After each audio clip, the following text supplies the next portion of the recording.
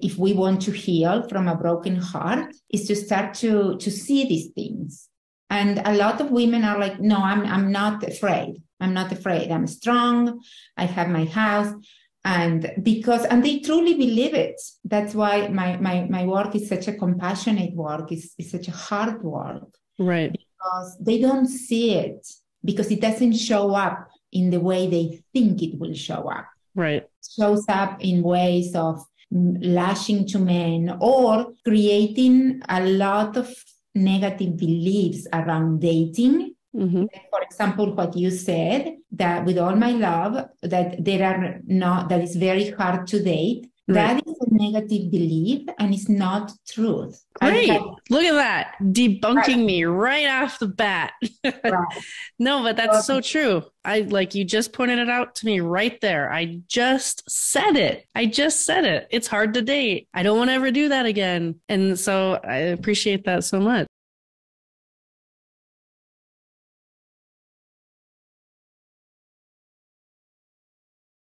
Thanks for joining us on our podcast today, Natalia. Tell us a little bit about yourself. I'm so excited to have you. Hi, thank you so much for having me. I am super, super excited to be here. And I am the love coach. So I am a dating and relationships expert. I help single women to heal and to get the men and also to keep the men. So I help them the skills. I teach them the skills and the abilities to keep the men. Awesome. Okay. Well, let's jump into kind of like your specialty. I know that today we're going to be talking about dating and thinking about marriage or marriage after divorce, but let's talk about like your true specialty and like the skills you bring to single women and what you help them with, really. The women I help most of the time are women that are on their late 20s, early 30s, and they have been in a relationship in the past, but it didn't work, and they have been dating and they're frustrated. They are meeting the wrong men. They are meeting men that are creepy or that are not available, or that these women don't find them attractive. They don't like them. And they want to start a family because they are at that age where they already went to college, they have the career, they have everything going on for them, but they are still missing that important part in their lives, that is to share their life with an amazing man that will love them and cherish them and, create a partnership with them to create a family and leave legacy and all that. So usually the way I help them is through my program. It's called the Epic Love Accelerator. And the first part of the program, it's all about transformation. So we work a little bit on the deep side of things. So we get to see deeply how they got to that point, what is going on that they are attracting these wrong men or weak men. And, usually that comes from our past. There are some fears, negative beliefs. So once we as I call it, once we fertilize the ground and the ground is nurtured and is ready for the seed to sprout, then is when I start mentoring them into learning all the skills and the abilities that will allow them to be in a long-term committed relationship, in a happy relationship. Nice. That's in a nutshell the process. Okay, cool. I'd love to learn, how did you even get started with this? Where did this come from? Well, it's a long story. I have been around for quite a bit. So it's a long story. My passion for mental health and psychology, philosophy, all things, what makes human tick and why we do the things we do and all that beautiful nerdish stuff started at a very young age. I was 14 years old when I started this path of self-development. And then, so I have been doing it. I studied psychology. I studied philosophy. I studied Eastern philosophy and also world religions. And so that was kind of my thing. Till I moved to the States on my late 20s. And that's when I got married when I was 30. And I was that kind of woman that, that I thought I knew everything. I'm being honest. I was super strong. I had everything. I was beautiful. I was young. I was strong. I had all this knowledge. I was very proud of being an intellectual and knowing all about psychology and all that. And all of a sudden, I am once again in a very bad relationship. So by the time I realized that I wanted to do something about it, that it wasn't just by the time I realized that if I kept doing the things I was doing and being in the way I was being in relationships, I was gonna keep getting the same result. Mm-hmm. So that's when I started to kind of redirect all my personal development, all my personal development pretty much into learning how to be a mature, responsible woman that knew who she was in relationships, knew what she wanted, knew her value. As I call it, I laugh about it. I said, and I retired as two things. I retired as a professional doormat for men. Okay, no more. And then the second thing that opened the pathway for me to become a coach and to be now for 14 years in an amazing relationship with my husband, with my new husband, a different man, by the way, because sometimes they ask me, did you marry him again? No, I divorced the one. And then, anyway, I digress, was also writing my resignation letter to the universe. I resigned as a manager of the universe and I let go of control. Mm-hmm. That was my main thing. I had a lot of childhood traumas. I had a lot of, lack of good role models guiding me in how to be a strong, successful, assertive woman, and at the same time, nurturing and feminine. And those are the qualities that we need to be successful in a relationship with a masculine man,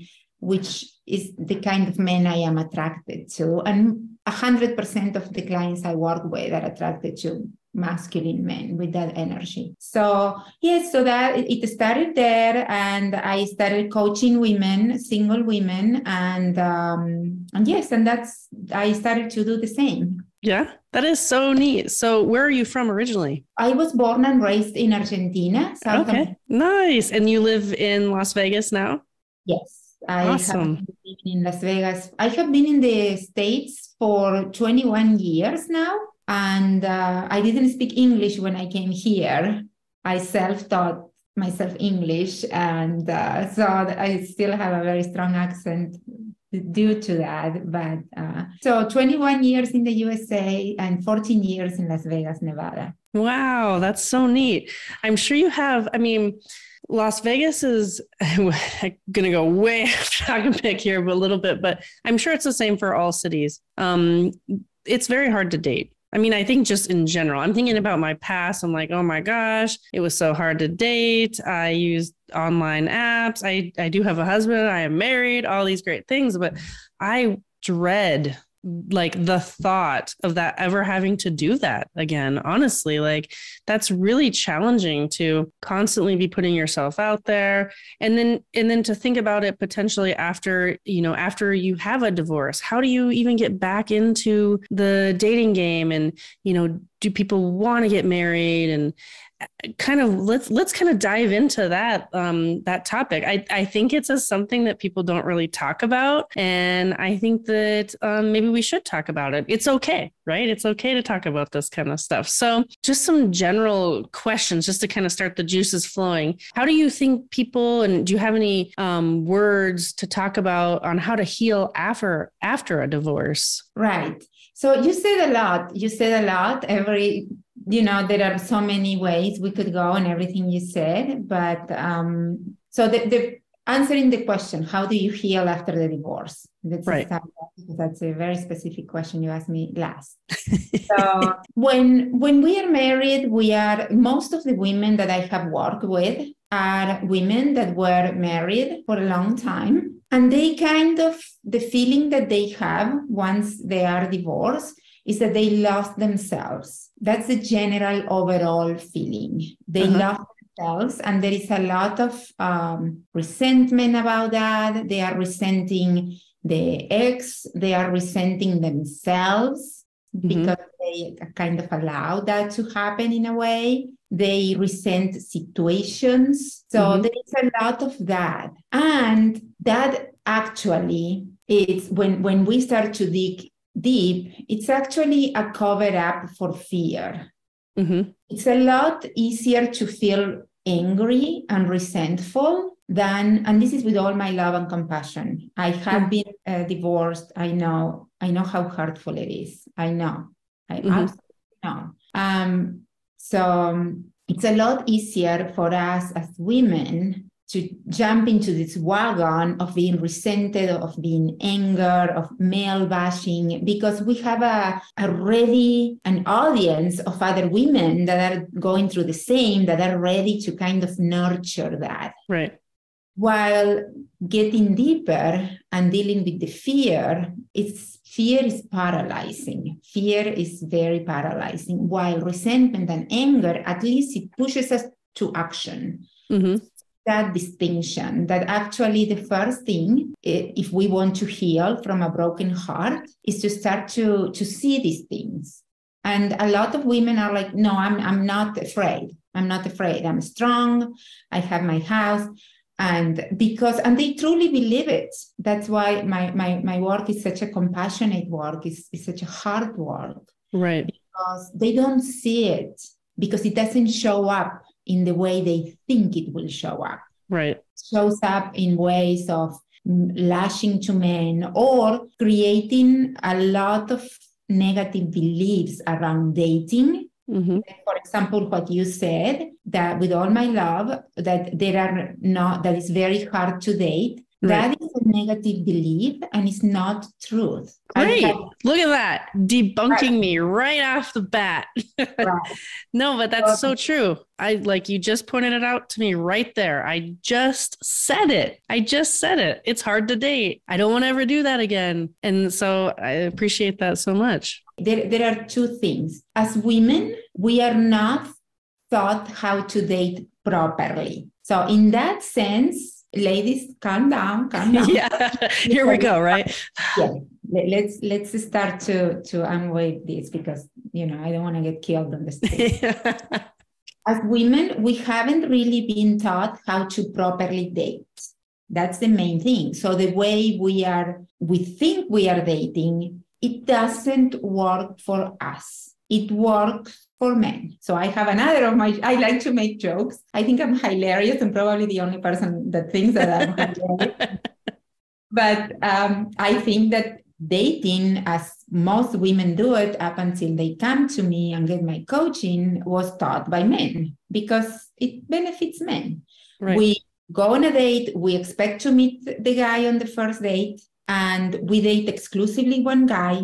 We put all our eggs on that guy. We go by, am I attracted or I am not attracted to this guy, which is it's part of the vetting. It's part of the things that we have to keep in mind, but by far is not the most important, and it's not the only one, because the fact that we are attracted to a man, what is telling us is that our body biologically is reacting with good hormones and good, feelings, but that doesn't mean that he's going to be a compatible partner for us. So what we do is we date exclusively this guy that we are feeling all these butterflies for, and we do it. Then we start to have sex sooner than later, and that makes us attach more to them, because again, the binding hormones that we have as a species, we are supposed to reproduce. So our bodies are designed specifically, beautifully in a way, for women to attach to the man they are coupling with, so we can reproduce. Right. So that we keep seeing the guy, all those hormones are flooding our executive brain, which is this part of the brain here, that is the brain that allows us to make informed choices and wise decisions. So we are not thinking, we are just feeling. And by the time we realize, by the time all those influx of hormones and body things start to fade away, that is about 2-3 months, depending on, we start to realize that, that he's not what we thought, because we really didn't take the time to get to know the guy before we opened up our heart. Yeah. So, okay. So yes, so that way is hard. It's very hard, because then it doesn't end there. It takes us sometimes 2, 3, 5, 6 months, 8 months to recover from those 2 or 3 months that we were with that guy. So it's a super, super, super painful and frustrating and all that. So, and these successful women, some of them, another thing that happens is they have been brought up in environments at home that they were supported to play sports, to be on an Ivy League, to have extracurricular classes, to go to college and get these degrees as, doctors, lawyers, different things. Right. And they really, really never had the chance to date around casually and get that quote unquote street knowledge to allow them to vet a good guy, the character of the guy. So they don't have that skill. So again, they go through the same thing. They meet a guy, the guy is cute, they like him, they marry him, and then he ends up being lazy, non-ambitious. He gets, it's a weak man. He gets scared if she's strong and successful, and all the things that we hear on the daily. So that is hard. Right. But that doesn't mean that dating is hard. There is a way of dating that is easy, it's fun, and I post on my social media all the time when I get the texts from my clients, because I want to show them that, that it's fun, and that they are having fun, they are meeting good guys, and they're enjoying themselves. Great. So I know that we kind of got off topic there.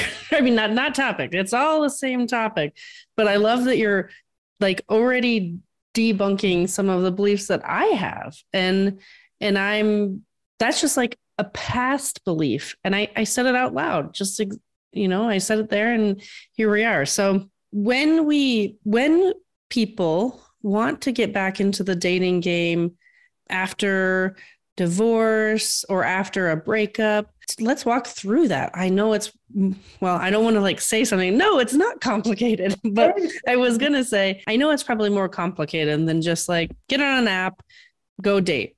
It sounds like there's more work, like do some work on yourself a little bit, right? Right. So we can circle back to what we were saying before about getting to know ourselves.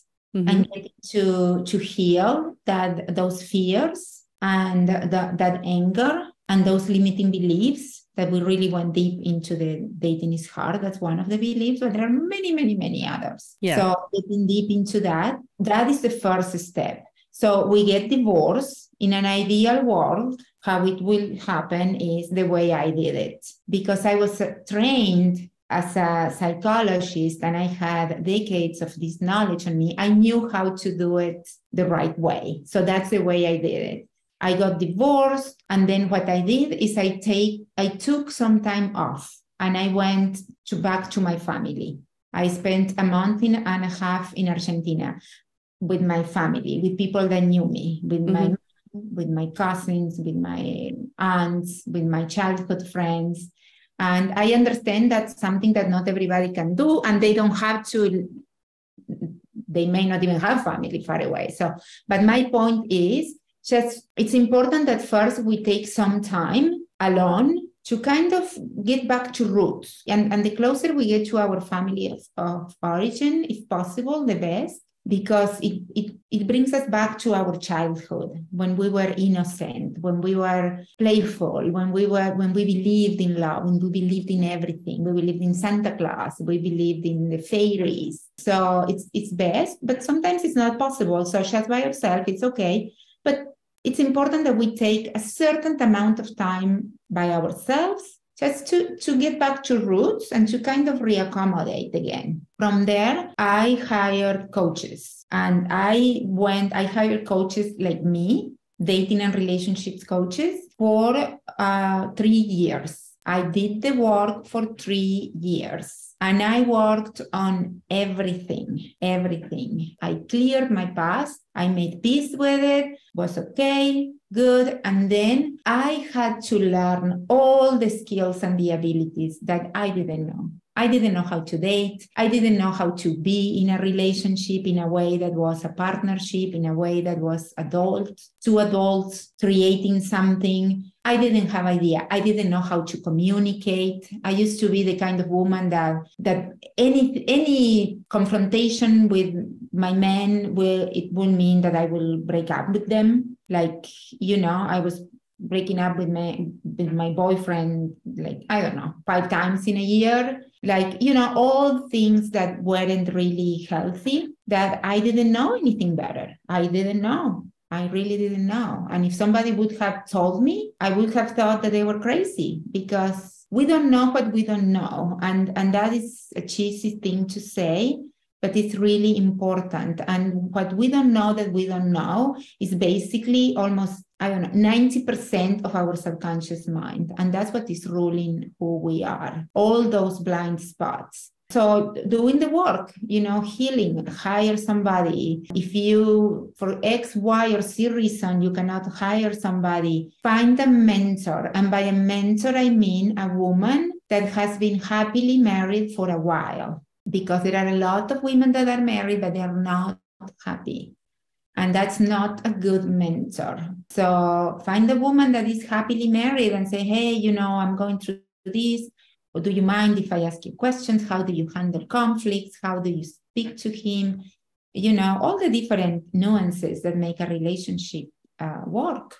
And, relationships are all about negotiation. And negotiation is all about leadership of self. So do the work somehow. If you can hire somebody like me, there are many, many wonderful coaches around that can accelerate, the healing process and the learning curve 10x. And then, you do the work, and you take inspired action. You just recreate who you want to be in the relationship, and take inspired action step by step. At times, I had to take it minute by minute. I was by myself in a new country, and I allowed my ex-husband to get rid of all my friends. Little by little, I allowed him to pick them all up. So I ended up, by the time I was divorced, I was by myself in a new country. I didn't have any family. I didn't have any friends. Nothing. So at times it was step by step, minute by minute. And those are things that I support my clients a lot with that process, because there are a lot of mindfulness techniques that work really good for those moments. My favorite during that time, when I was minute by minute sometimes, was a technique called emotional freedom technique, or tapping. That one was my favorite, but I was also meditating and, exercising. I started running. So different things to manage the up and downs of dating and doing the work and all that. Yeah, I love that. I think a big component of this is that you have to be open, right? You have to be open to new things, like meditating, like being in a space where you can be more mindful, maybe getting into a new hobby. I mean, that seems like you're not ready until you're ready, right? Like, I don't agree on that you are not ready until you're ready. To me, ready is a decision. Okay. It is a decision. You decide that you are ready and you do it. and my clients, when they hire me, they're not ready. If they were ready, they wouldn't need me. Okay. Yeah. Can you elaborate a little bit more on that? Thank you. This is so important because I believe a lot of women they are not asking for help. Number one, because they believe that it will look as if they are desperate. And I will say, you are not desperate.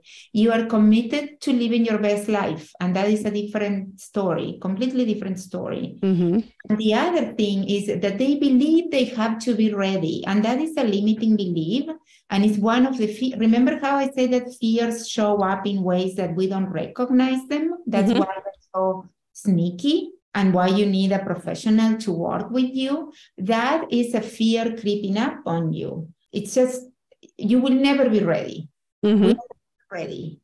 Who gets up one day and saying, I'm going to spend thousands of dollars today on a coach to help me? Nobody does. Who has that on a budget? Yeah. I mean, nobody does that. I don't have it on a budget, and I am a professional in this area. It's something that you decide that you want things differently for you. It's about switching from having to know the how to saying, okay, I surrender. I'm ready. I'm declaring today that I'm ready to ask for help. Mm-hmm. I love that.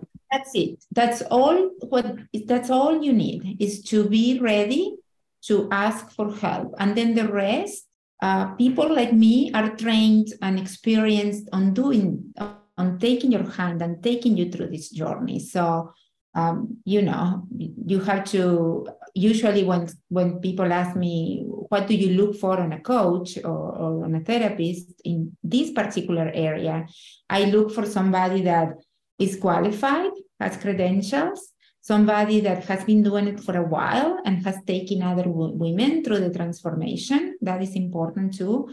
And the most important thing to me is that she has done that to herself, because there is no way in heaven that somebody will understand a woman going through a divorce or having a hard time dating or having a hard time in relationships if she hasn't been there and transformed that into the positive side. There are a lot of coaches that are single, that dating coaches and relationships coaches that are single, and I wouldn't hire a coach like that. I will hire a coach that has what I want. Like my business coach, I have a business coach. My business coach is making 7 figures. I wouldn't hire a business coach that is not making, and that is not a woman and is not making 7 figures. I wouldn't, because I want what she has. And she went there from being a teacher to there. Yeah, that makes total sense. The same thing. So I do have that. I went from sucking in relationships to being happily married. I never thought I was going to transform my life in this way. I never thought that I was going to do that, being honest with you. But going back to the readiness, yes, it's another way to self-sabotage. It's another way to wait for in the future, eventually, one day, maybe, and that is mediocrity. And there are a lot of women that are okay with that, and that's okay. We are all needed in this world, Right. We are all needed. But those are not my clients. I'm actually going to ask you a question for clarification, because you brought up the words coach and therapist. Can you actually distinguish the difference? Yes, I can. It's a big, big difference. And that's why I am not a therapist anymore. I loved it. Psychology was my life. I was reading 10 hours a day, loved it. Now, the difference, once I discovered coaching, my entire life changed. Personally, by the age of 30, I had been in therapy 6 times, and it had done nothing for me. 4 days of coaching completely transformed my life. So that's the biggest difference and things are changing with therapy. I will say that. Things are changing. They're getting better. But therapy, they take you through a journey that takes a long time. They deal a lot with the past. They go a lot back to the past and seeing all your traumas and all that. And it's a healing technique. Mm-hmm. Also, therapists are allowed to give medication. So there is a place for therapy, because some of my clients are dealing with depression, with ADHD, with different things that are real, So I send them to a therapist because they need medication. Mm-hmm. That's it. It's like having diabetes, like any other thing. And so there is that difference also. Coaching is, we go to the past only briefly to kind of gather some information, but it's future oriented.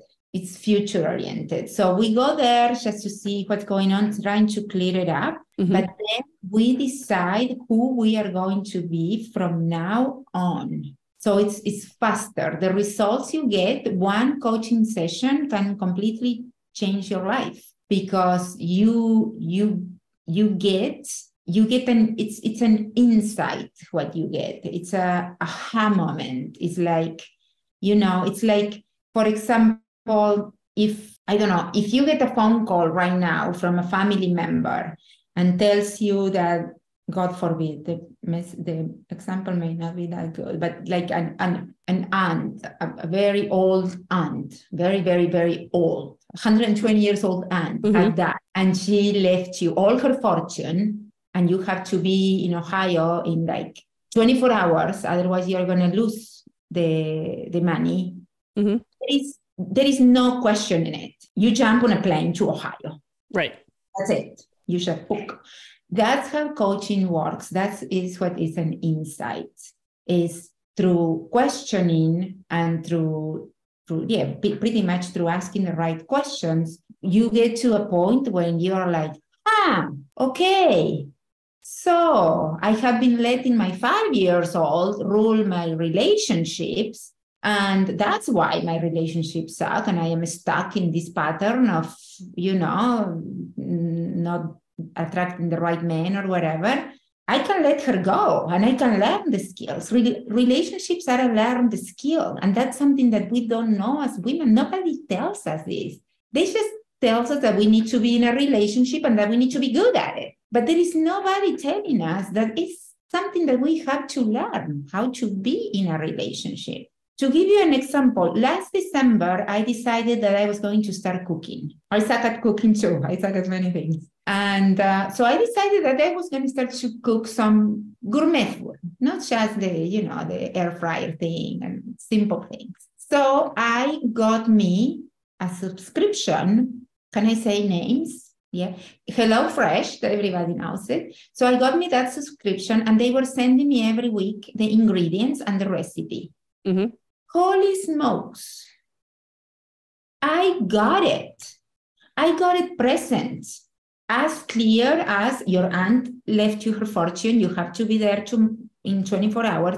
I got it that clear that I have been thinking for 49 years that I was just supposed to know how to cook. That it was something like the Matrix, that they put you the thing here and the program just gets learned by osmosis. Cooking gourmet food takes time, takes a lot of ingredients, takes practice, takes a skill. It's a lot of doing. It's the same thing, exactly the same thing. And when we see it that way, the shame that we carry around as women because our relationship sucks goes away. Because you are like, okay, I just need to learn. I never went to school for this. I didn't have good role models. The culture is not a good role model. Right. Most movies, most rom-coms are a disaster on wheels. Yes.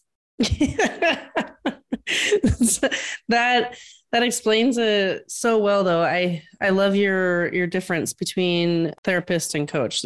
It's very clear. So I appreciate you giving us that insight because you used to be a therapist. Is that right? I went to university to be trained as a therapist. Yes. Okay, cool. And now you're a coach. It's like you're going the future route now. So we could talk so much. Like we're like on the first question, right? Like we just, and then we did this and you call me out. I'm like, oh my gosh, this is great because you're showing just in this like short little bit, all these limiting beliefs we have around dating. And I did it twice in this conversation so far. So I love that you're just like pointing it out and it's giving me insight. I mean, honestly, not just in like dating, but how often do we do this in everything in our life, right? Like money. And, I'm sure we could go on a whole thing with money and relationships, but I love that you're open and you're showing us just the process right now as it's coming out in this episode. So as for like divorce and going back to dating after divorce a little bit more, I mean, we already talked about, one of the questions I was going to ask you is how to know when you're ready. You just said you make the decision, you're going to seek help. Is that what you would say? Did I sum it up accurately? Well, you don't need to seek for help if you believe that you are, if you believe that you're good, don't ask for help and go and try. And they will try and then they will go and ask for help. Yeah. Yes. Because if the thing with my topic is that it can be so triggering that it's hard to talk because, I don't want to hurt women. I want to help them. But at the same time, there are a lot of things that they are not aware of. And that if I could get like $100 for every time I get a message on social media from a woman asking me to go and coach their husband because he's the problem, I will be a millionaire without doing anything. Just that's what we do. We think it's the other. We think right. We don't realize that when we point the finger to the other person, we have 3 fingers pointing us back to us. Right. And it's about self-responsibility. It's about self-responsibility. And it's about, how conscious and aware the woman is too. It depends. Some women will go and keep marrying the same guy with a different face for 2 or 3 times until they get it or they give up. Most of them give up. And there is no reason to give up. That's my point. That's the bottom line for me. There is no reason for a woman, if she wants to be in a committed, fulfilled relationship, to not have it. But you have to take self-responsibility and take a look at the mirror, like Michael Jackson says, the man in the mirror, that song that's so beautiful and so true. And see, okay, it's not my fault what happened. Right. He cheated on me. In my case, for example, I found my ex-husband in my house with another woman. It wasn't my fault. I didn't do anything for him to do that. He had it on him. Any other man, not every man do that. But I saw it as my responsibility to do something about it. That's the mentality. And that is the mindset that will get us to living an amazing life. The other mindset, the mindset of, it's his problem, he cheated, he lied, he was lazy, he was not ambitious. We married him. So let's give ourselves some credit here. We married the low ambition guy. We married the cheater. We married the whatever they were. So there was something there that we weren't aware of. So there is something, we have something to do it's not our fault, but there is something that we have to take responsibility and say, okay, what was my part there? Even if it was minuscule, just to make sure that I don't repeat the same thing the next time. So that is a good place to start, I believe. Just go in there for a second. And then, once you do this kind of work, my ladies don't even need to, the statistics said that it takes about 40 to 60 days to meet the one. Okay, that's what the statistics said. I went on 200 first dates until I found mine. So believe me, could be worse than that.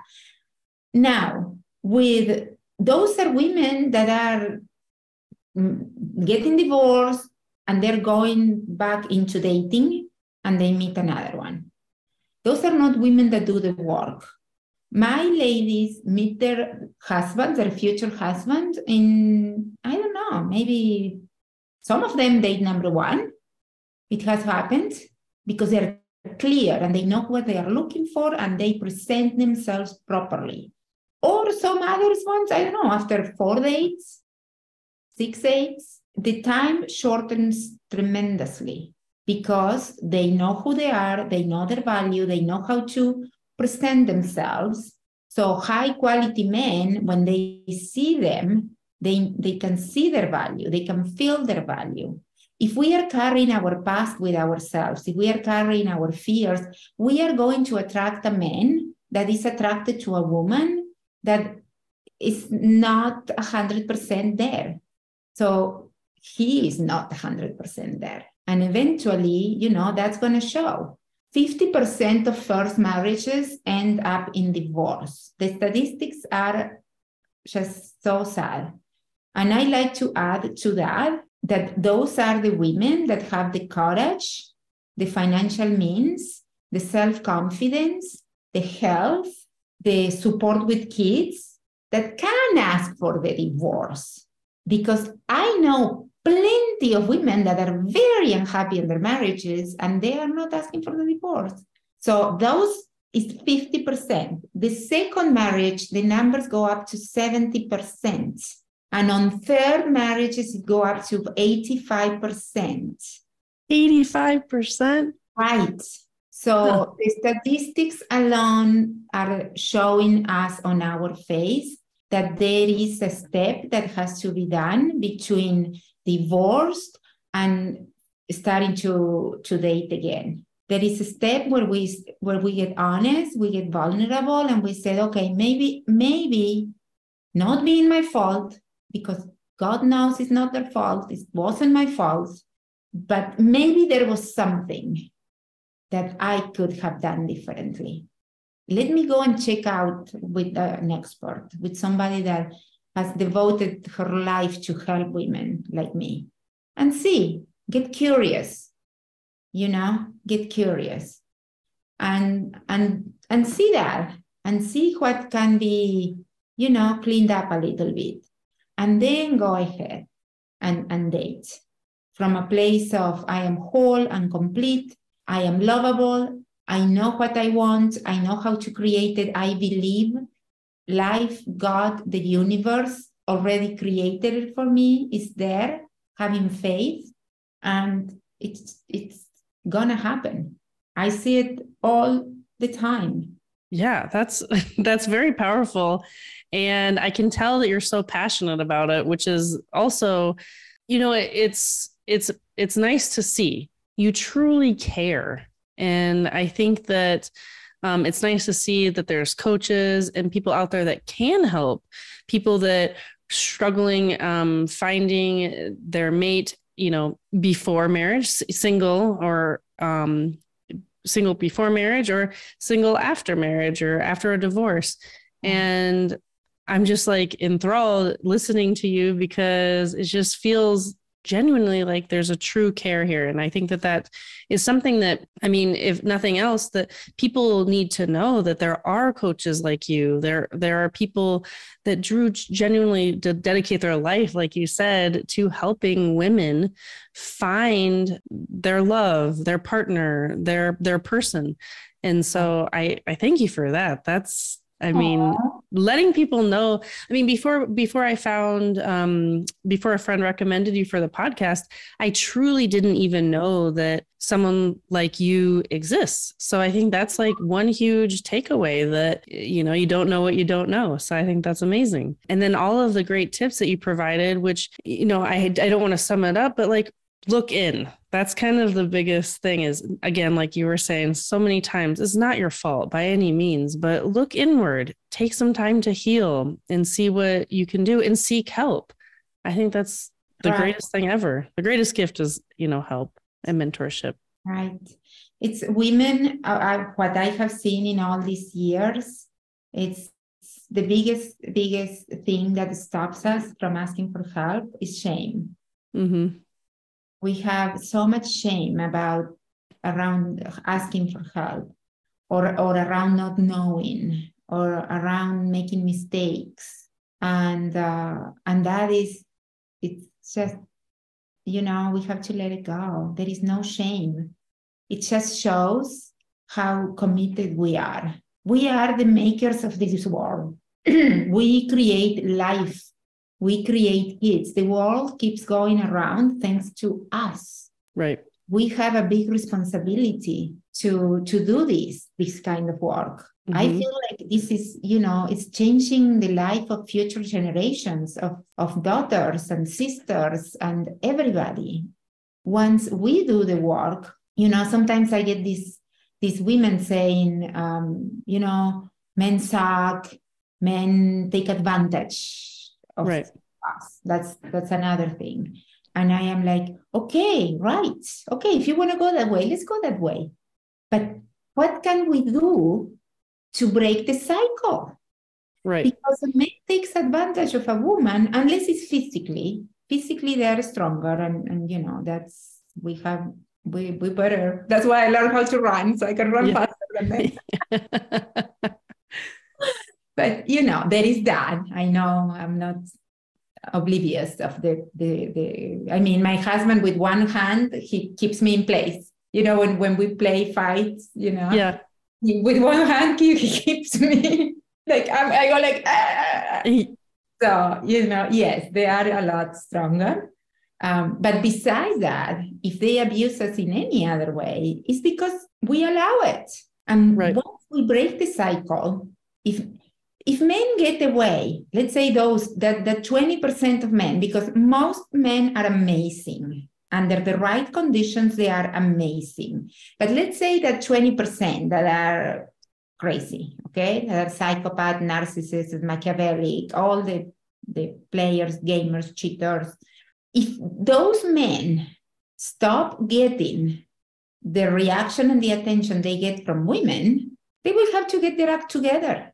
There is no way they will keep behaving that way. They'll be like, oh my God, I haven't gotten laid in like 3 months. What happened here? I'll have to up my game and see, what they want. And so that's how we change them. We don't change them by stopping dating, becoming, celibate, swearing I will never be with a man again. That's not the way we change anything. That's the way we become sad and lonely. So we are smart. We are so wise and so resourceful and so capable and intuitive and creative. We are creation. We are beauty. We are everything good in this world. So let's use that to make it work in our advantage.